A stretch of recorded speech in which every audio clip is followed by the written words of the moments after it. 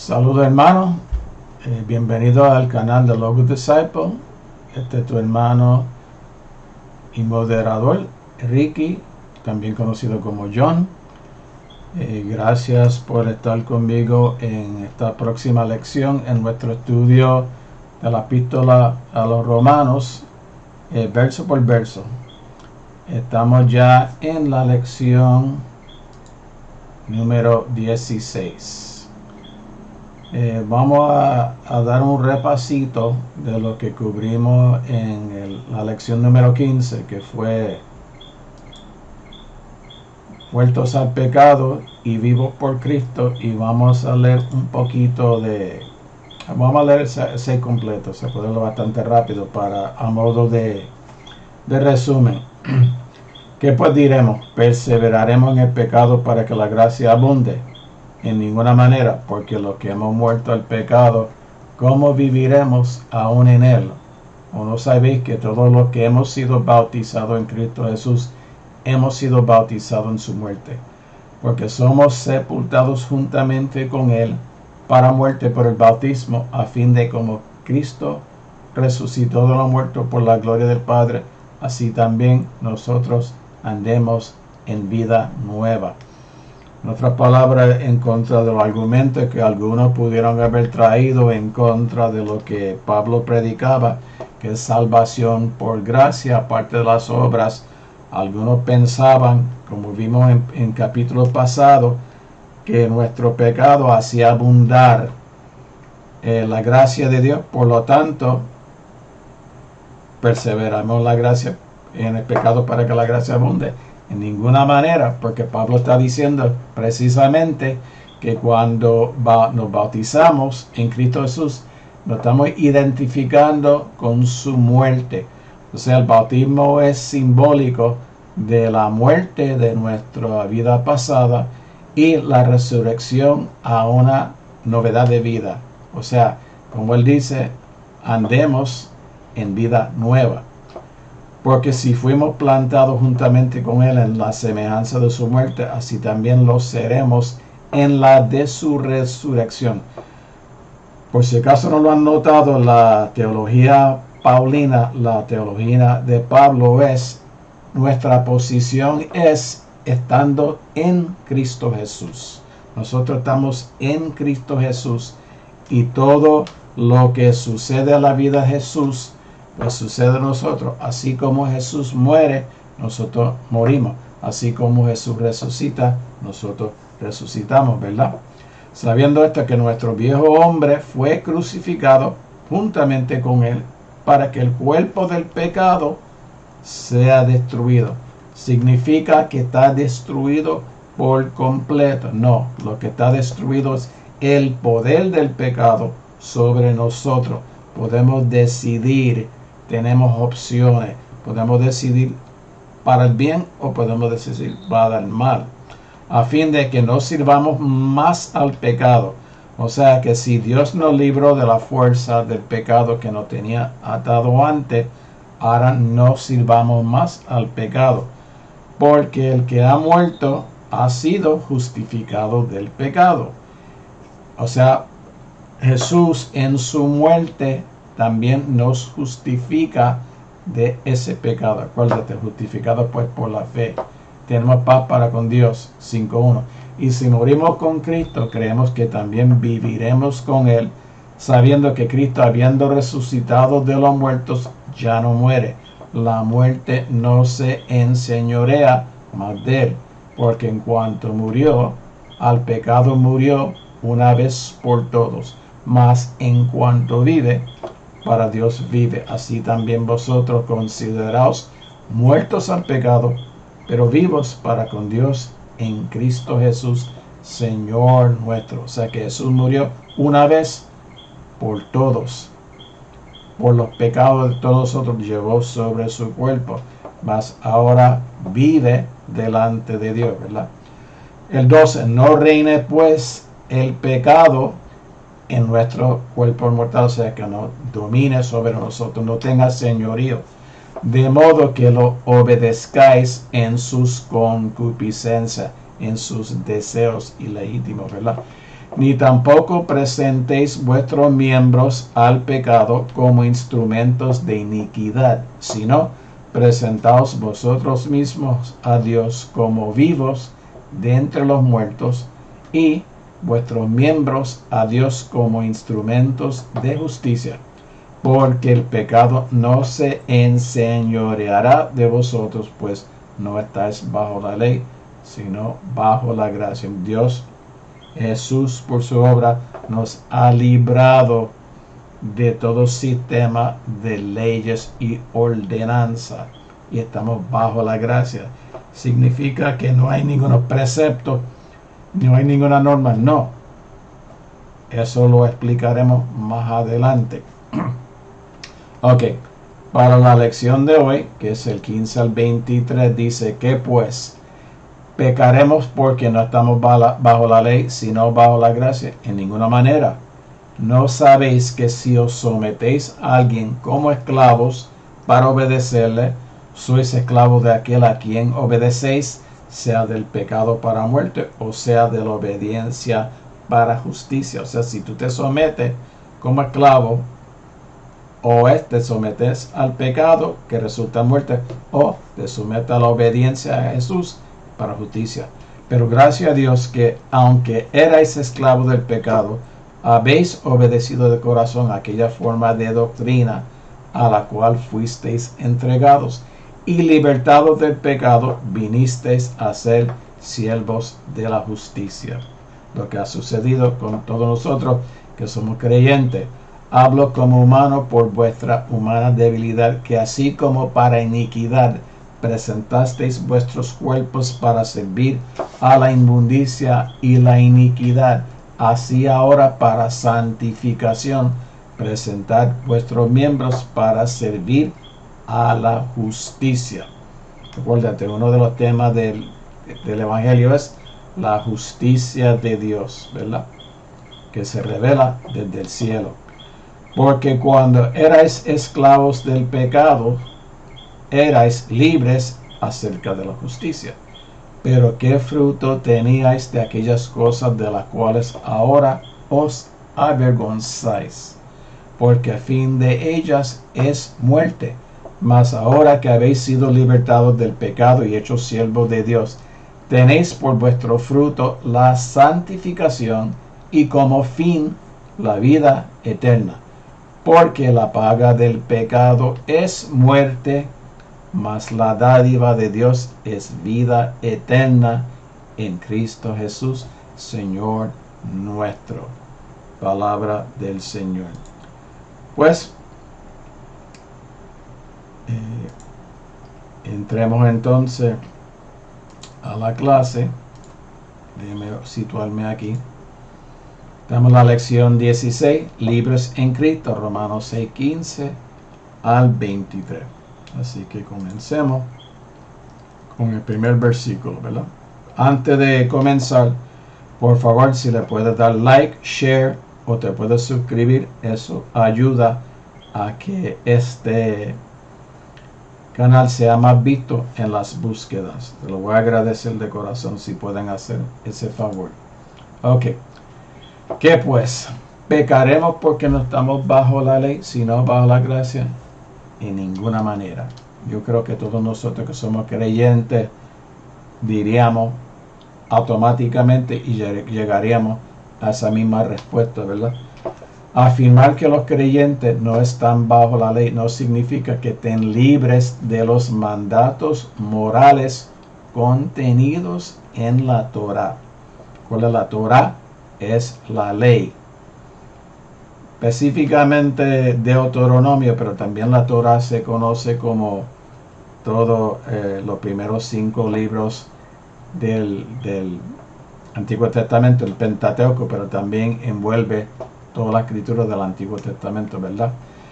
Pero, aunque no estamos bajo la ley, la Torá o la ley expresa la voluntad de Dios y expresa lo que Dios espera de los seres humanos. Y como eso, por ejemplo, si tú repasas los 10 mandamientos, vas a ver que los 10 mandamientos están divididos en mandamientos que tienen que ver con nuestra relación y nuestra responsabilidad ante Dios como hijos de Dios, y los otros tiene que ver con nuestra relación con nuestro prójimo, ¿verdad?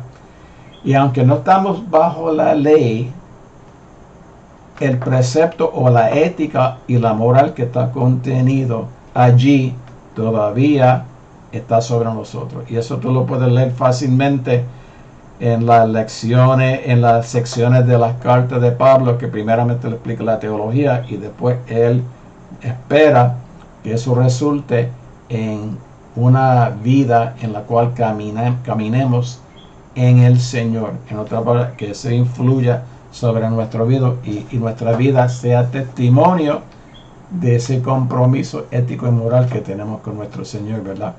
Significa que están libres del poder del pecado que estaba indisolublemente conectado con el pecado, con el pacto mosaico. En otra palabra, como vimos anteriormente y con lo que vamos a ver en el capítulo siguiente, la ley o la Torah no proveía salvación de ninguna clase, simplemente era una manera de un pueblo vivir en armonía y en paz para que Dios pudiera morar con ellos, entre ellos. Tenía que ser una sociedad de justicia, de igualdad, donde la gente siguieran y imitaran la santidad del Señor, ¿verdad? Ser santo porque yo soy santo, es lo que espera Dios de su pueblo, ¿verdad? Pero lo único que señalaba la ley era que te decía lo que era el pecado y señalaba el pecado, pero no proveía salvación. Pues probablemente Pablo está respondiendo a aquellos que inferirían del versículo 14 que la libertad de la ley implica la libertad de las normas morales, o lo que se llama antinomianismo. Anti, contra, nomos, leyes. O sea, está alguna gente pensando, pues mira, si todo es por gracia, entonces no estamos bajo la ley, pues mira, no hay regla ninguna, no hay nada que me aplique a mí. No, no es así. Eso es una mala interpretación, porque el mismo Jesús también nos llamó y nos enseñó, y él decía que si me amáis, guardad mis mandamientos, ¿verdad? O sea que toda aquella parte de la ley que tenían que ver con nuestra adoración a Dios, nuestro servicio a Dios, nuestro servicio a nuestro prójimo, eso sigue vigente. Y eso lo vamos a ver en el capítulo 7, en el capítulo 8. Decir que los creyentes están bajo la gracia significa que ahora tienen el poder de mantener las normas morales de la ley. En otras palabras, ¿cuál es ese poder? El poder del Espíritu Santo, porque el Espíritu Santo ha sido derramado en nuestros corazones. Y es, si comparamos con la teología de Juan, Juan dice que mi Padre y yo vendremos y moraremos en vosotros. Pero ¿cómo mora el Padre y el Hijo de nosotros? Por medio del Espíritu Santo. Y el Espíritu Santo entonces reina en nuestra vida y nos guía a toda la verdad, ¿verdad? Nos señala el camino y nos redarguye cuando pecamos, ¿verdad? Por lo tanto, la libertad de la ley aquí mencionada no implica que los creyentes estén libres de la ley en todos los sentidos. Yo espero que eso esté claro. ¿No sabéis que si os sometéis a alguien como esclavo para obedecerle, sois esclavo de aquel a quien obedecéis, sea del pecado para muerte o sea de la obediencia para justicia? Yo creo que es una pregunta que es bastante lógico, ¿verdad? Pablo está razonando por el hecho bien conocido de que un esclavo estaba completamente a disposición de su amo. En otra palabra, la relación de amo a esclavo era uno de dueño y propiedad. Estaba completamente a disposición de ese amo, y la única voluntad que tenía que hacer era la voluntad de su amo o su dueño. Ningún hombre puede servir a dos amos, dos señores, porque por definición pertenecía totalmente a uno. Eso era la enseñanza de Jesús y eso la misma lógica nos dice. No podemos amar a dos señores, ¿verdad? Porque siempre vamos a terminar prefiriendo uno sobre el otro. Siempre vamos a fallar a uno. Disculpen. Ok. Para Pablo, la suposición básica que todos son esclavos antes de convertirse en creyentes en Cristo. No son libres para hacer lo que quieran porque están sujetos a la esclavitud del pecado. Eso es lo que plantea el Evangelio. Eso eran los primeros argumentos en esta epístola, es precisamente que todos somos pecadores.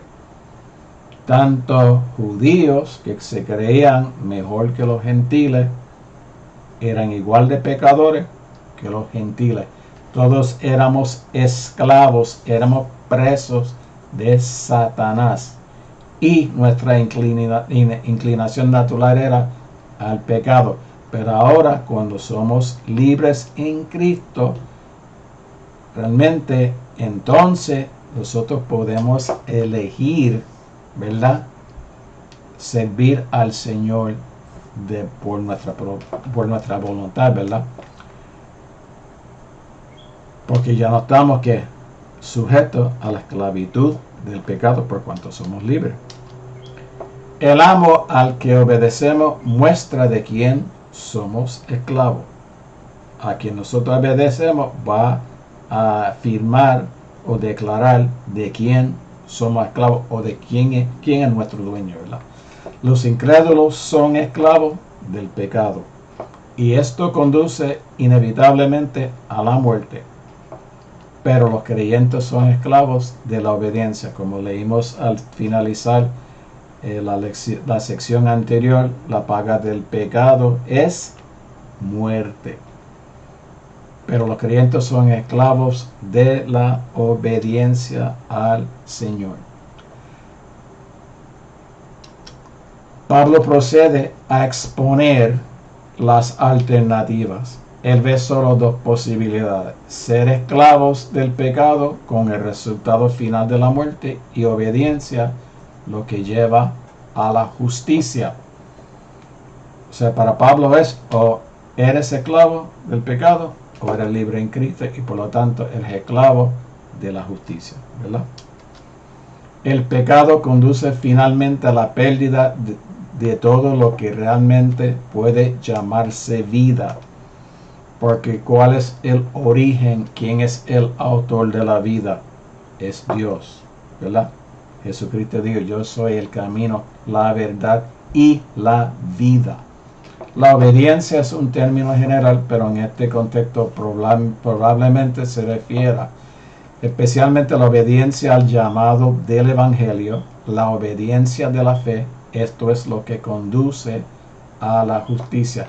Y vimos al principio de nuestro estudio que para Pablo son inseparables la obediencia y la fe. Donde está uno, tiene que estar el otro. No se pueden separar. Uno conduce al otro. Como Pablo estaba enfatizando la importancia de una vida recta o justa, pero limitarlo a la moralidad es pasar por alto el hecho de que en esta epístola la justicia es tan a menudo la justicia que los creyentes alcanzan por fe, y el contraste con la muerte muestra que esto está en mente aquí. O sea, que va más allá de simplemente llevar vidas éticas y morales, ¿verdad? Porque es una justicia, no simplemente nuestra conducta, sino que la conducta de nosotros también es producto de la fe que hemos alcanzado en Cristo Jesús, ¿verdad? Pero gracias a Dios que aunque erais esclavos del pecado, habéis obedecido de corazón a aquella forma de doctrina o enseñanza a la cual fuisteis entregados. O sea que Pablo entonces te lleva a un estallido de acción de gracias por lo que Dios ha hecho en ellos. O sea que cuando Pablo analiza y ve y está en contacto con hermanos que en un momento fueron esclavos de pecado y ahora son esclavos de Jesús, eso lo provoca a él una acción de gracias porque toda su vida está dirigido precisamente a eso, ¿verdad? A la liberación del ser humano, a la reconciliación del ser humano con el Señor. En la gracia por el hecho de que nuestra esclavitud ha terminado. Éramos esclavos del pecado, pero ya no lo somos. ¿Por qué? Porque hemos obedecido esa doctrina, esa enseñanza de las Escrituras a la cual hemos sido expuestos, ¿verdad? Mientras que todos éramos esclavos del pecado, no todos éramos esclavos del mismo pecado, porque hay tantos pecados, ¿verdad? Cada cual estábamos quizá en diferentes pecados en nuestra vida, ¿verdad? Que nos dominaba. Pero cualquiera que fuera el pecado, nos aleja de Dios. Todos los pecados por igual, como dijimos al principio, nos separan en primera instancia de Dios y eso luego nos separa de nuestro prójimo, de nuestros seres queridos, ¿verdad? Han obedecido de corazón muestra que se refiere a una experiencia profundamente sentida que es voluntaria y sincera. Cuando uno viene al Evangelio, cuando uno es redarguido por el pecado, ¿verdad? Cuando el Espíritu Santo nos hace ver nuestro pecado, ¿verdad? Delante de Dios, estamos conscientes de eso. Entonces, pues voluntariamente acudimos a la gracia que Dios nos ofrece. Y nuestra experiencia, pues, que obedecemos de corazón. Y es una acción que es voluntaria y es sincera, ¿verdad? Y se nota en la transformación de vida que ocurre posteriormente. Dios ha entregado a los creyentes romanos la forma de enseñanza que han obedecido desde el corazón. La doctrina es el nuevo amo. En otra palabra, hemos sido librados de servir al diablo y ahora nos hemos sometido voluntariamente a nuestro amo Jesús el Señor. Pero ese Señor, aunque somos esclavos, nos trata como hijos, ¿verdad? Y libertados del pecado, vinisteis a ser siervos de la justicia. Las personas estaban en las garras de tiranos como el pecado y la muerte y la corrupción. A Pablo le importaba inmensamente que Cristo trajera la verdadera libertad. Y recuerda, si vamos a Juan 8, y conoceréis la verdad, y la verdad os hará libres, ¿verdad? Dios en última hora, toda la acción de Dios es una acción de liberación. Eso lo vemos desde el principio de la Biblia, cuando vimos la historia, por ejemplo, de los patriarcas, cuando los patriarcas terminaron en Egipto y fueron oprimidos en Egipto, entonces ellos clamaron a Dios, ¿verdad? Y Dios desde el cielo vio, escuchó y bajó y libertó esa puebla, porque a ese pueblo, porque toda la obra de Jesús va dirigido hacia la libertad del ser humano, de toda la opresión, de todo lo que destruye al ser humano, que es el pecado. Por eso el pecado no se puede de ninguna manera eliminar de lo que es el Evangelio. El pecado tiene que estar al frente y la gente tiene que estar consciente de cuán nefasta es los efectos del pecado sobre nuestra vida y cómo eso provocó que Jesús viniera, encarnara y sufriera todos los vituperios que lo llevaron a la cruz, ¿verdad? Porque tan grande era ese pecado sobre la humanidad y los teníamos a todos nosotros oprimidos y presos de ese pecado. Entonces, pues a Pablo le interesa y por eso con tanto gusto y con tanto afán y tanto esfuerzo, él se dedicaba a llegar a todo lugar donde ese evangelio no se había predicado, porque sabía que el único mensaje que puede liberar realmente al ser humano, hacer el hombre libre en todo el sentido de la palabra, es conocer al evangelio, conocer a Cristo y a su Padre, ¿verdad? La libertad que hay en Cristo es tan liberadora que la esclavitud a los hombres tiene poca importancia. Y si tú vas a 1 Corintios 7:21, Pablo está diciendo, hablando de las varias condiciones que los seres humanos se pueden encontrar en el momento que conocen a Cristo. Él está diciendo, bueno, si tú conociste a Cristo como esclavo y tú puedes lograr tu libertad física, pues bien, pero si no, como quiera eres libre en Cristo, aunque tú físicamente eres un esclavo, ¿entiendes? Para Pablo, la libertad en Cristo no es una invitación a un espléndido egocentrismo, ¿verdad? Los liberados en Cristo se han convertido en esclavos de la justicia. Porque ¿qué pasa? Porque si Cristo te libra, pero entonces tú empiezas a vivir de nuevo de una manera egoísta, ¿qué va a pasar? Vas a volver de donde saliste y quizás tu estado posterior va a ser peor que la primera, ¿verdad?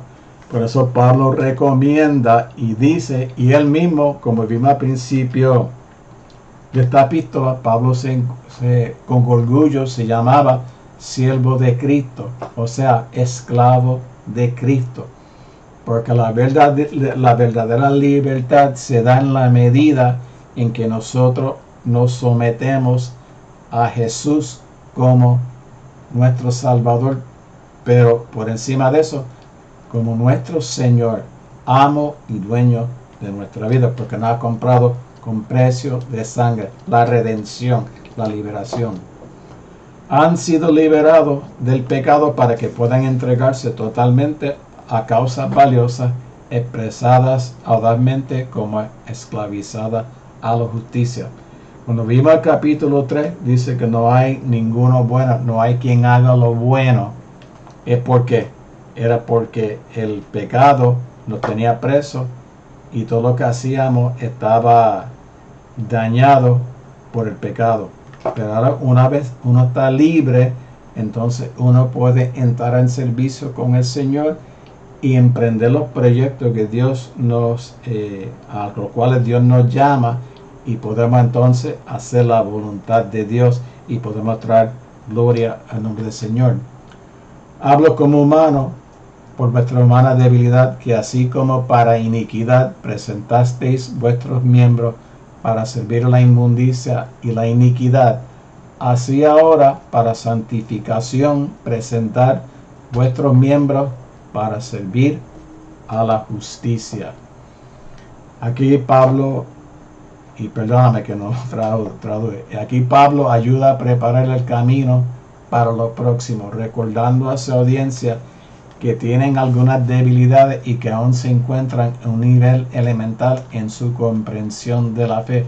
Porque ¿qué es la santificación? La santificación es ese proceso que uno entra cuando uno se convierte, ¿verdad? Que entonces uno empieza a caminar con Jesús y uno empieza a despojar todas aquellas cosas que son impedimentos, todas aquellas cosas que nos afectan negativamente, todas esas malas costumbres, esos malos hábitos, esa forma de pensar que iba a contar el Evangelio. Y una de las maneras que yo lo he visto explicado y me gusta es que la santificación es el camino entre lo que soy ahora, mi presente, y lo que Dios ha declarado para mí. En otras palabras, Pablo dice que nosotros en la carta de los Efesios que estamos sentados en los lugares celestiales con Cristo. Esa es la posición que Cristo me ha declarado. En realidad estoy aquí en la tierra. Entonces el camino desde acá, de mi realidad hasta lo que Dios ha declarado, es el camino de la santificación. Pablo insta a los romanos a someter a sus miembros y a sus facultades, su cuerpo, sus miembros, sus brazos, su boca, su pensamiento, a la justicia, lo que lleva a la santificación. Se está refiriendo a una calidad ética de la vida cristiana, saber la rectitud o justicia, y que sigue ese patrón de vida conduce a la limpieza o santificación. A lo que dijimos, a la medida que uno se inmersa en esta vida. Por ejemplo, si te inmersas en la palabra, en la oración, en dar testimonio, hacer las obras que Dios te llama, todo eso te va a conducir a la santificación. Las cosas que veo, las cosas que escucho, con quienes me reúno, donde yo voy, todas esas cosas afectan, ¿verdad?, la calidad de nuestra vida. Y a medida que nosotros vamos conociendo la voluntad y el Espíritu Santo nos va dirigiendo, nos vamos dando cuenta en el camino las cosas que no nos convienen y nos vamos despojando de ello, ¿verdad? El asunto aquí no es la posición del creyente ante Dios o la propia justicia, sino el comportamiento y la calidad de vida del creyente ante Dios. Y Pablo cree que cuando uno se comporta como Dios desea, esto en sí mismo tiene un efecto purificador. No sé, parece que le apunté mal. Tiene un efecto purificador, por decirlo así. Es lo mismo que estaba diciendo. O sea, nuestro comportamiento, la forma que la gente nos ve, ¿verdad?, y la calidad de nuestra vida ante Dios, ¿verdad?, tienen un efecto purificador cuando estamos encaminados y cuando hemos propuesto, porque es una cosa que uno se lo tiene que proponer también. Si tú vas a Daniel capítulo 1, cuando Daniel fue llevado a cautiverio a Babilonia, ¿qué dijo él? Daniel propuso en su corazón no contaminarse con la porción del rey. O sea que es una determinación que uno hace. Yo quiero vivir para Cristo. Yo quiero agradar a Dios. Yo quiero dejar atrás la forma de vida pasada y quiero entrar entonces en la dimensión espiritual al cual Dios me está llamando. Porque cuando erais esclavos del pecado, erais libres acerca de la justicia. Pablo mira hacia atrás a sus días precristianos, ¿verdad? De acuerdo con su opinión de que un esclavo pertenece a un amo, le recuerda que al ser completamente pecadores que habían sido libres respecto a la justicia. O sea, mientras estaban viviendo en la vida alejados de Dios, realmente no podíamos encarnar la justicia de Dios, la justicia que agrada a Dios en nuestras vidas, ¿verdad? Esto no significaba que nunca habían hecho algo que era correcto, porque las personas malvadas a veces hacen cosas buenas, porque eso tiene que ver también con la imagen de Dios que todavía está en todos nosotros, aunque puede estar lastimado o desfigurado por el pecado, ¿verdad? Pero significaba que no estaban sujetos a la regla de la justicia, no tuvieran la compulsión de hacer lo correcto.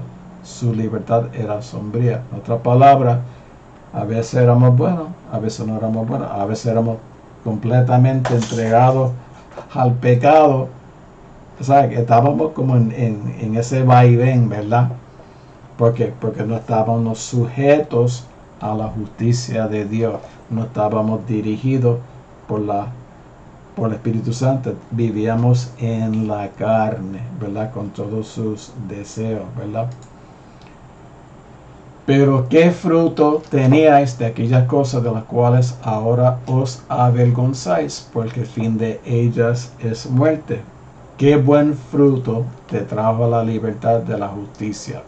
Por supuesto, la respuesta implícita es ninguna. Pablo responde a su audiencia diciendo que solo trajo vergüenza, en última instancia, muerte espiritual y luego físico. O sea, cuando estamos apartados de Dios, ¿cuál era el fruto de nuestra vida? Ve a Gálatas capítulo 5, donde él dice, los frutos de la carne, y te va diciendo maledicencia, ira, pleito, todas esas cosas, ¿verdad? Eso era lo que producía nuestra vida en diferentes grados, ¿verdad? Pero muchos de nosotros realmente estábamos bien sumergidos inundados en el pecado, quizás hasta aquí. Y muchas de las cosas que hicimos son tan vergonzosas, ¿verdad?, que no nos atreveríamos ni siquiera a contarlo. El hombre precristiano está bajo el poder del pecado y produce los frutos correspondientes. Obviamente, si está en la carne, va a producir los frutos de la carne. Si está en el espíritu, va a producir lo que es del espíritu. Mientras eran esclavos del pecado, no se avergonzaban de esas cosas. Eso lo vimos al principio, que la gente que hacen estas cosas sabiendo que son dignos de muerte, no solamente los hacen, sino que también ellos premian a los otros que lo hacen también. Tú sabes, el sufrimiento busca compañía, ¿verdad? Estar sin fuerza es una marca de la vida dominada por el pecado, ¿verdad? Pero cuando se convirtieron en cristianos, vinieron a ver el pecado por lo malo que es y sus hechos pasados por las cosas vergonzosas que eran.